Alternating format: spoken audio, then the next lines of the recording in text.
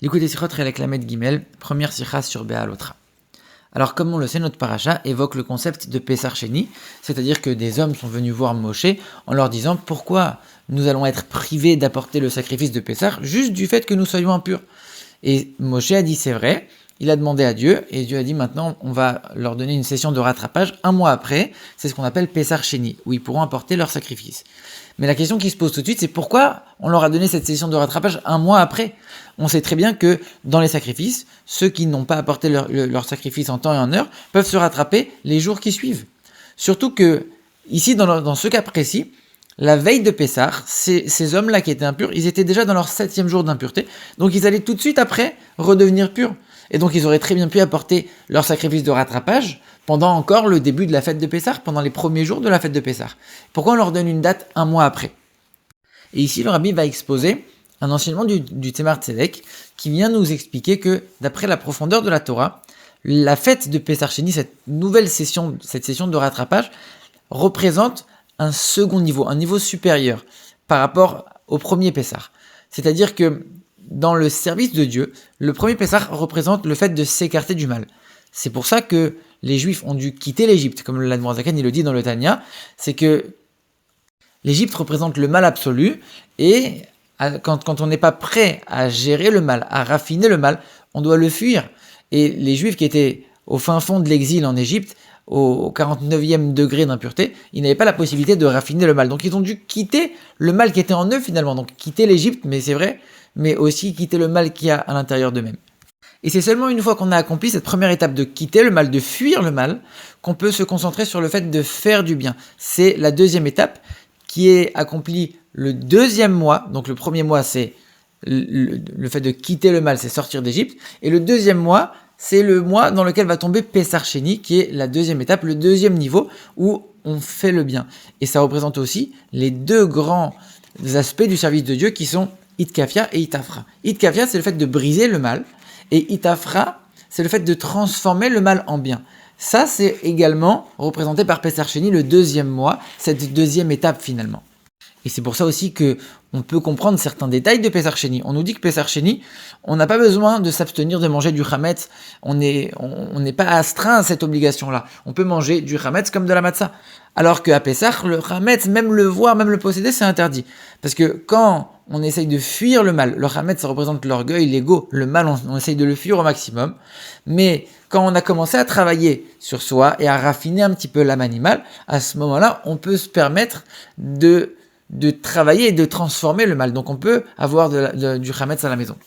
Et ça, c'est tout le message du conte du Homer, qui est représenté par ce mois de Iyar, qui est un mois où 100% des jours de ce mois sont concernés par la mitzvah de compter le Homer.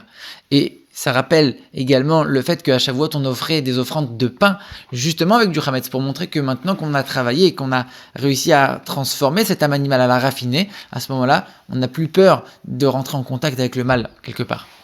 Maintenant, on a un problème avec cette explication, puisque dans le sens simple des versets, le sens simple du texte, on est en train de nous dire que le Pessar Sheni, il est là pour permettre à ceux qui n'ont pas apporté le premier Pessar de se rattraper. Mais ça veut dire que celui qui a apporté le sacrifice du premier Pessar, Pessar Sheni n'existe pas pour lui.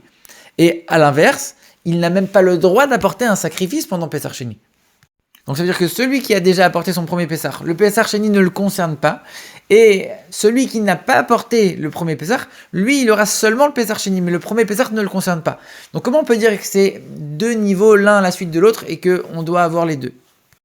Alors finalement, ça, c'est valable uniquement pour le sacrifice de Pessar. Ça veut dire que celui qui n'a pas apporté le sacrifice la première fois doit l'apporter la deuxième fois. Et à l'inverse, celui qui a apporté la première fois ne veut pas apporter une deuxième fois un sacrifice pour rien. Mais la fête elle-même de Pessah, c'est-à-dire le fait de manger de la matzah, le fait de ne pas manger du chametz, ça s'applique à tout le monde de la même manière. Ici, on est juste en train de parler du sacrifice. Donc ça veut dire que la fête entière de Pessah, la signification spirituelle et le service, l'effort spirituel qui correspond à la fête de Pessah, celui-là, il concerne tout le monde. D'ailleurs, le rabbi dit entre parenthèses, c'est que qui étaient les hommes qui étaient impurs, qui se sont présentés devant Moshe Rabbeinu? C'était Michaël et Eltsaphan. C'était ceux qui se sont occupés de prendre Nadav et Avihu, qui étaient morts à l'intérieur du sanctuaire, et de les retirer. Ça veut dire qu'ils se sont rendus impurs sur l'ordre de Moshe qui leur a demandé de venir retirer les cadavres des fils d'Aaron. Et quelque part, ils ont fait que accomplir ce que Moshe leur a demandé. Pourquoi maintenant eux ils seraient privés de ça? Donc c'était des tzadikim, c'est des gens qui voulaient faire les mitzvot. C'est sûr que eux aussi ils ont accompli toutes les mitzvot de Pessah comme il fallait, si ce n'est le sacrifice. Mais donc le service entier de Pessah, le service spirituel de Pessah, il est accompli par cette personne, même si elle a raté le sacrifice qu'elle va l'apporter seulement un mois plus tard. Alors à ce moment-là, là on a la question dans l'autre sens. Ça veut dire, ok, très bien, celui qui a raté le sacrifice, il va l'apporter un mois plus tard. Lui, il va faire Pessah normalement comme tout le monde, il va avoir le premier niveau. Et après, il va avoir son Pessah Sheni, il va atteindre le deuxième niveau.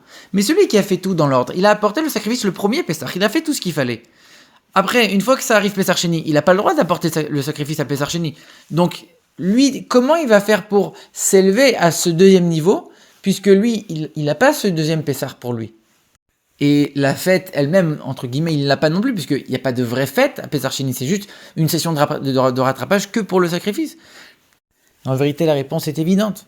C'est que celui qui a apporté le sacrifice de Pessah la première fois, comme il fallait, en vérité, dans son sacrifice, est inclus tout le cheminement qui va suivre, puisque le lendemain de ce sacrifice de Pessah, le lendemain du premier jour de Pessah, on commence à compter le Homer.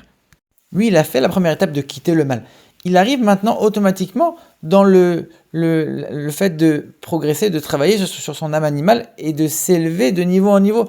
Et donc, dans son premier sacrifice est inclus les deux étapes. La première étape, c'est de sortir du mal. Et la deuxième étape, qui ne sera atteinte qu'un mois plus tard, c'est de s'élever et d'arriver au niveau de faire le bien, de transformer le mal en bien. Mais ça, c'est inclus dans le premier sacrifice. Et apporter un second sacrifice, ce serait inutile pour lui. Et donc ça veut dire que spirituellement, lui aussi, il est concerné par cette élévation et ce deuxième niveau qui n'est atteint qu'un mois plus tard. En vérité, ça veut dire que n'importe quel juif, celui qui a apporté le Pessah la première fois, ou celui qui ne l'a pas apporté, qui ne va l'apporter que la deuxième fois, il n'y a pas de différence. On est en train de parler uniquement de niveau spirituel. Spirituellement, il y a ce premier niveau, qui est le premier Pessah. Si tu n'as pas apporté le sacrifice, c'est pas grave.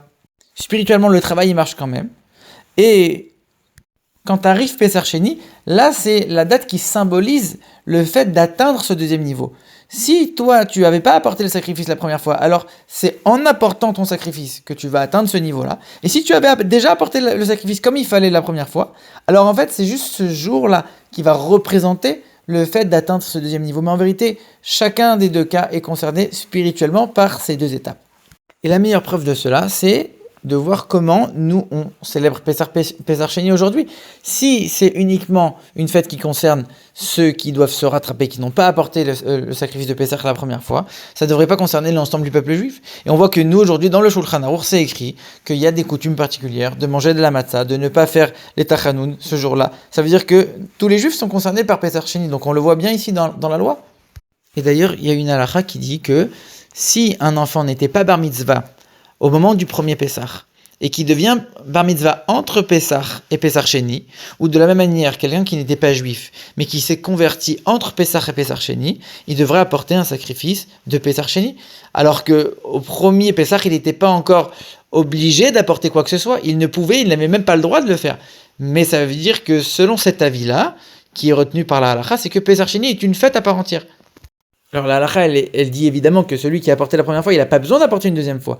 Mais c'est tellement une fête à part entière que même celui qui s'est transformé, qui est devenu apte à apporter entre les deux Pessah, il doit quand même apporter le deuxième Pessah. C'est-à-dire que ce n'est pas uniquement une suite du premier, quelque chose qui dépend du premier. C'est déjà une fête à part entière qui concerne l'ensemble du peuple juif. Et c'est pour ça qu'on est tous concernés, qu'on a des coutumes qui concernent l'ensemble du peuple juif, malgré qu'on n'ait plus de temple et malgré qu'on ne se trouve pas en Israël. Alors, il y en a certains qui ont voulu dire que finalement, une personne individuelle qui ne va pas apporter son sacrifice, lui, on va lui repousser son sacrifice à titre individuel. Mais on ne peut pas repousser l'ensemble du peuple juif.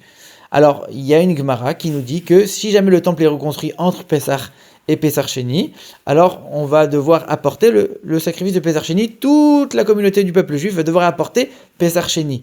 Et sur cette Gemara, certains avis se basent pour dire que c'est un peu la même chose. C'est pour ça que nous on fête Pessah Sheni aujourd'hui. Mais c'est pas ça. C'est pas ça. En vérité, nous on fête Pessah Sheni pour se rappeler de comment ça se passait dans le temple avant.